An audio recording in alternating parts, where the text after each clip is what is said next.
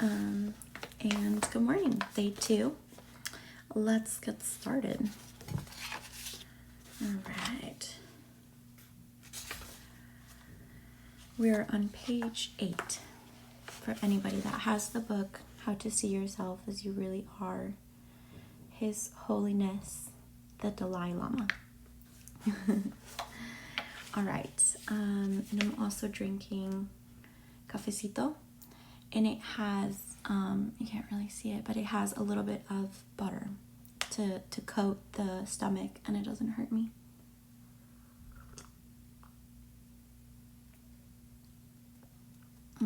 Okay. Considering others when pursuing our own happiness leads us to what I call wise self-interest, which hopefully will transform itself into compromised self-interest, or better still, mutual interests. Some people think that cultivating compassion is good for others, but not necessarily for themselves. But this is wrong.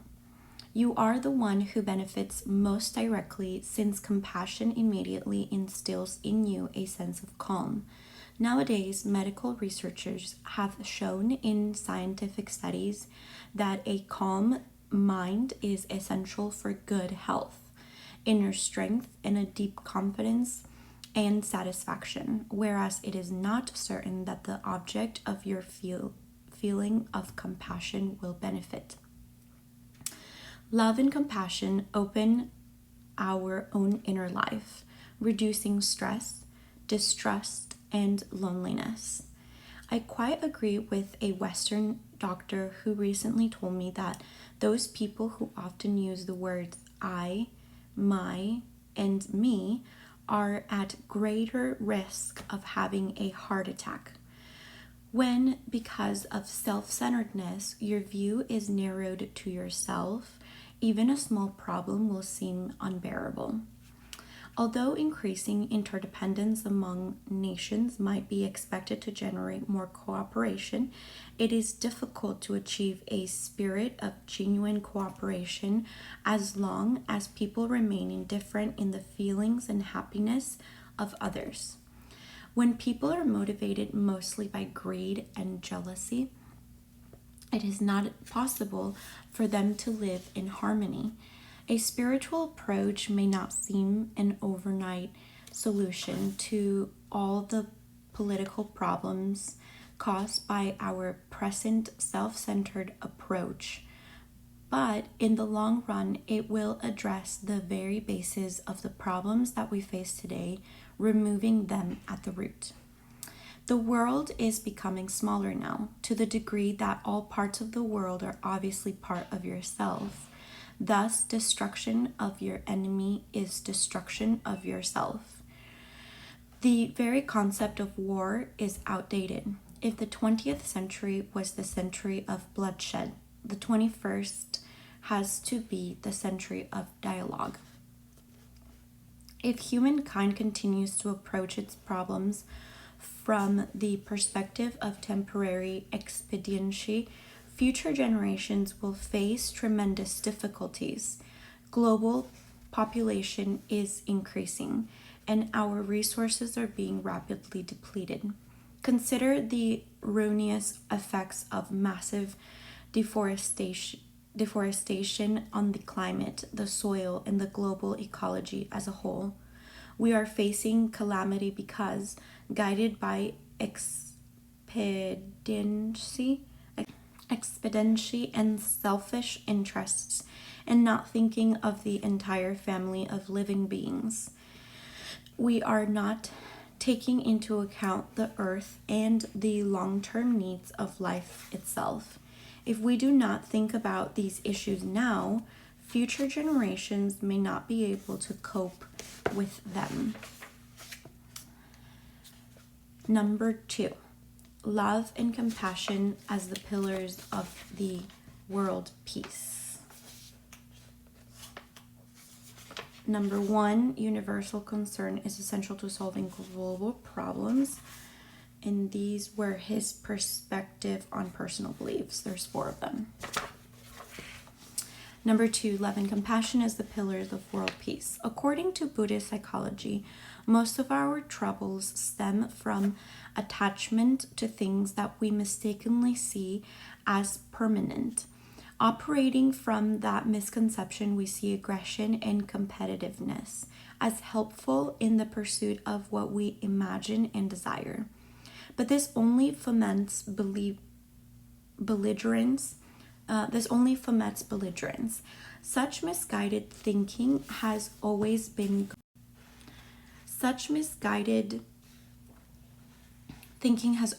going on in the human mind, but our ability to act on it has become greater now that we have machines and techniques of enormous power to gather and consume resources. In this way, greed and aggression, spurred on by our ignorance of things as they really are, release more of their poison into the world. If problems are resolved in a humane way, they simply end. Whereas if one tries in humane ways, further problems are added in the previous ones. The humane antidote of these problems is love and compassion, which are the essential ingredients of world peace. We are social animals. The main factors keeping us together are love and compassion. When we have love and compassion for a very poor person, your feelings are based on altruism. Altruism means selflessness, kindness, benevolence, unselfish concern. When we have love and compassion for a very poor person, your feelings are based on altruism. By contrast, love toward your husband, wife, children, or a close friend is often mixed with attachment, and when your attachment changes, your kindness may disappear. Complete love is based not on attachment but on altruism, which is the most effective response to suffering. Love and compassion are what we must strive to cultivate in ourselves, extending their present boundaries all the way to limitlessness.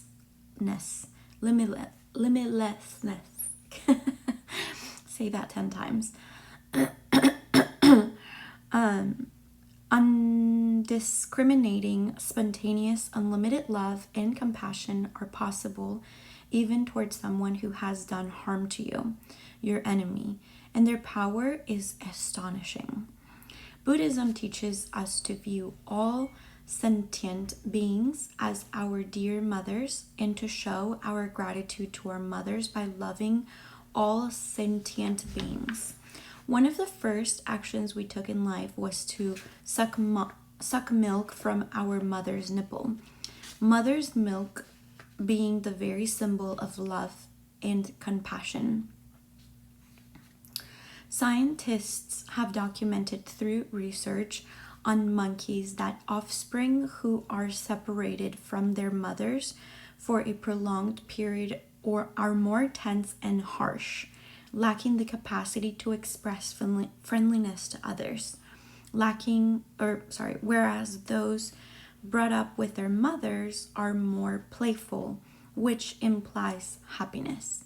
According to the Buddhist outlook, we are born and reborn countless numbers of times, which means it is conceivable that each sentient being has been our parent at one time or another.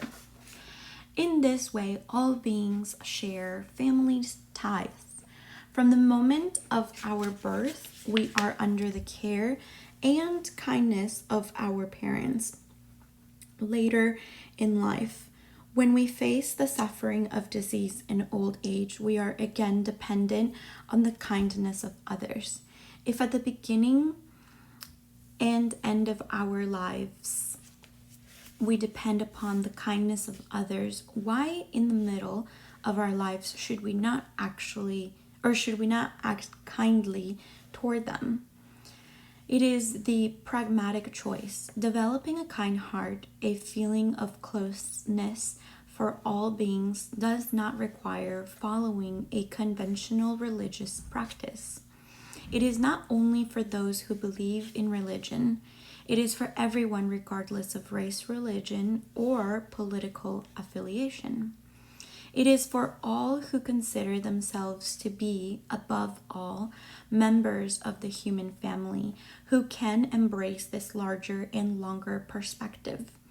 The basic values of love and compassion are present in us from the time of our birth, whereas racial, ethnic, political, and theological perspectives come later. Violence does not accord with our basic human nature, which may lead you to wonder why all sorts of violence become news, but compassionate acts seldom do. The reason is that violence is shocking and not in conformity with our basic human nature, whereas we take compassionate acts for granted because they are closer to our nature. Since we all wish to gain happiness and avoid suffering, and since a single person is relatively unimportant in relation to countless others, we can see that it is worthwhile to share our possessions with others. Happiness that is a byproduct of loving and serving others is far superior to what we gain from serving only ourselves. Our lives are in constant flux, which generates many predicaments. But when these are faced with a calm and clear mind supported by spiritual practice, they can all be successfully resolved. When our minds are clouded by hatred, selfishness, jealousy, and anger, we lose not only control but also our judgment. At those wild moments, anything can happen, including war. Although the practice of compassion and wisdom is useful to us all, it is especially valuable for those responsible for running national affairs, in whose hands lie the power and opportunity to create a framework for world peace. Number 3. All world religions seek to advance world peace. The principles I have mentioned are in accordance with the ethical teachings of all world religions.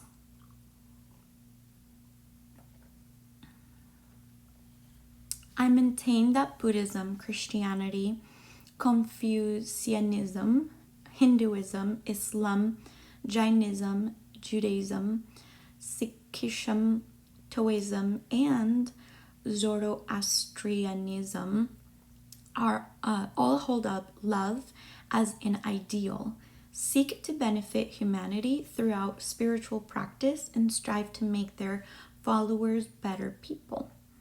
All religions teach moral precepts for the advancement of mind, body, speech, and action. Do not lie or steal or take others' lives, and so on.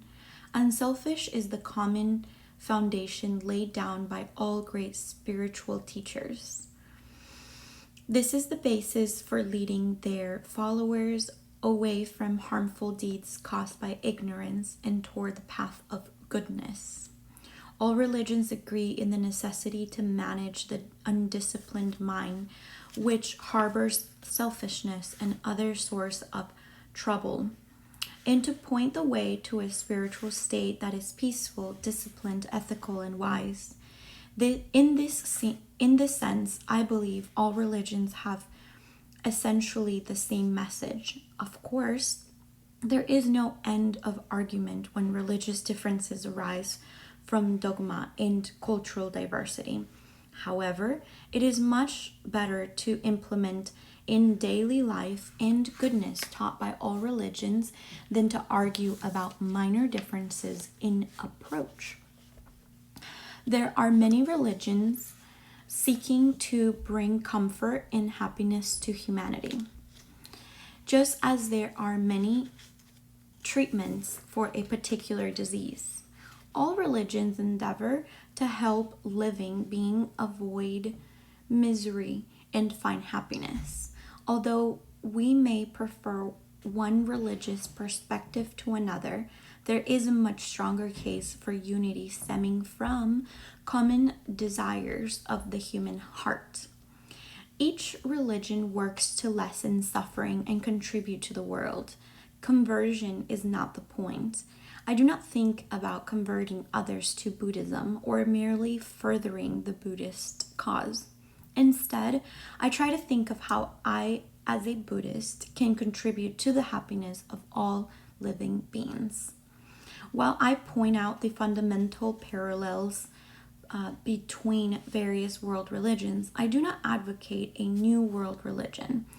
All the different religions of the world are needed to enrich human experience and world civilization. Our human minds, with all their variety, need different approaches to peace and happiness. It is just like varieties of food. Certain people find Christianity more appealing. Others prefer Buddhism because it does not advocate a creator. Everything depends upon your own actions. We could make similar causes for other religions as well. The point is clear. Humanity needs all the world's religions to suit varied ways of life, diverse spiritual needs, and inherited national traditions. It is from this perspective that I welcome effort made in various parts of the world for better understanding among different religions.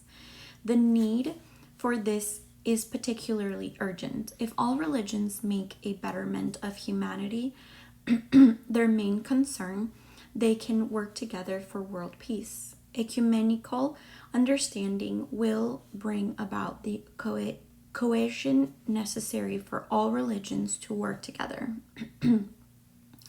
Although this is an important step, we must remember that there are no quick or easy ways to navigate the doctrinal differences among various faiths, nor can we hope to come up with a new universal belief that satisfies everyone.